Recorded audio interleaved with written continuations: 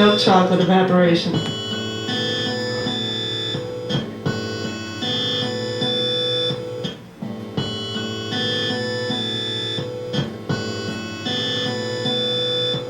You do not live in the scientific world which is now.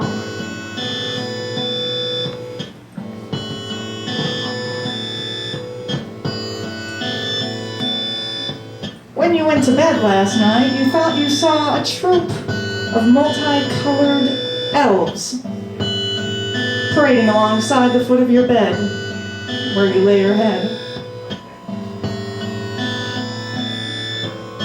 Before you got a chance to turn the lamp off.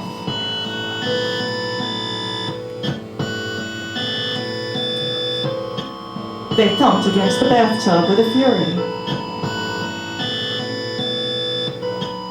They ran up to the stale Easter chocolate bar you were eating and sniffed ravenously at the wrapper, consulting tiny pineal centers with repercussions of nonchalance.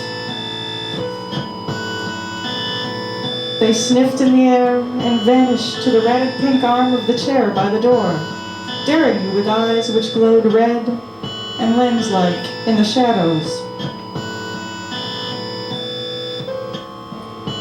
The sound of a 4 a.m. meter man distracted them.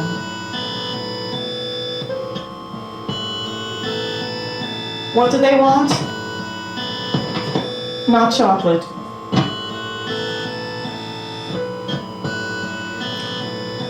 You took another bite of your candy bar.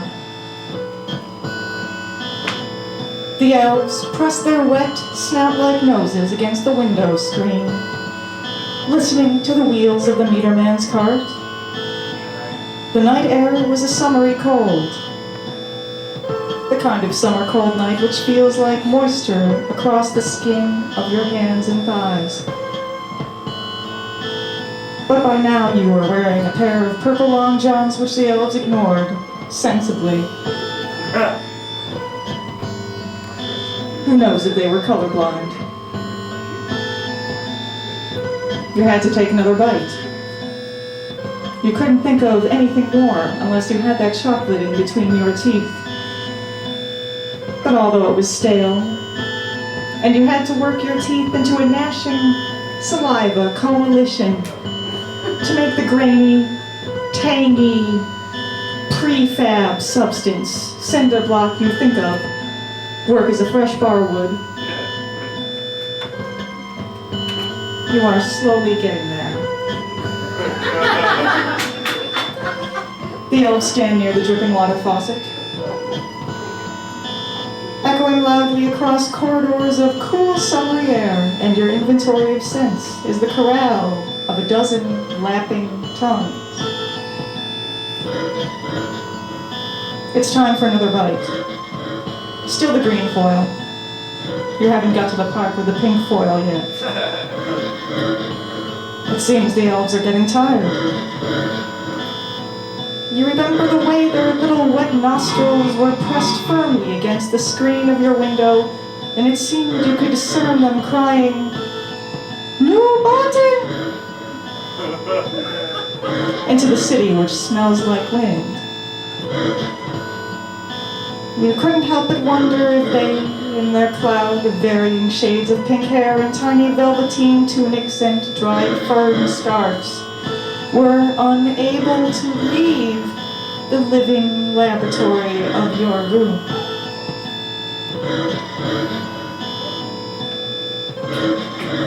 Finally, you get to the part with the pink foil. By this point, the elves have taken turns using your toilet and making mad dashes away from the porcelain area. You notice as you hear them rummaging under a pile of latex feet that the pink foil has a number to call for nutritional information of your candy bar. It is a 1-800 number, which means it is free. The elves are smelling their fingers. Do they appreciate your brand of soap? They rustle about under the TV which sits on an ornate plastic coffee table. You catch a crumb you forgot, which is all the better, as later it would just make a creamy tan splotch on your crotch where it would inevitably get stuck today.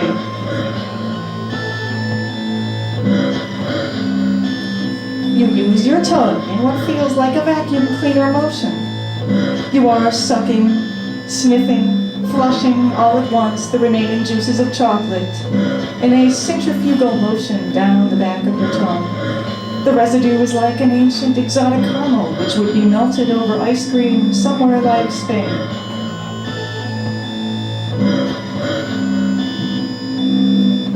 The elves are congregated and pointing to the spot on the bed where you are keeled in a cottony, piratish shambles. You are carefully folding up the foil wrapper inches from your head. The pink of the foil matches some of the elf's hair. When you wake up, you will most likely wake up in a scientific age. Your eyes search the shadows of the room, but it is silent and the elves may be cataleptic.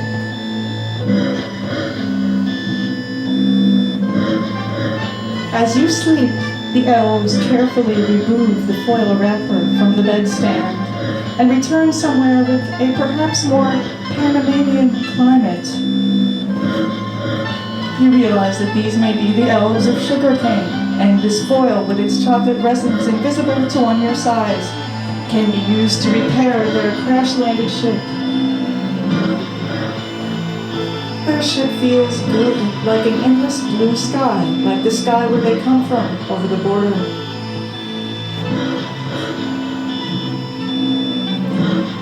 You take notes before turning the lamp off by the foot of the bed, where you lay your head.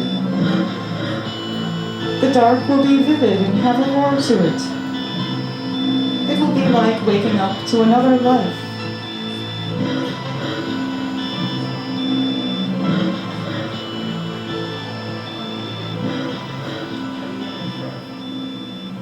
Every one of those elves has a face like David Bowie. Milk chocolate evaporation.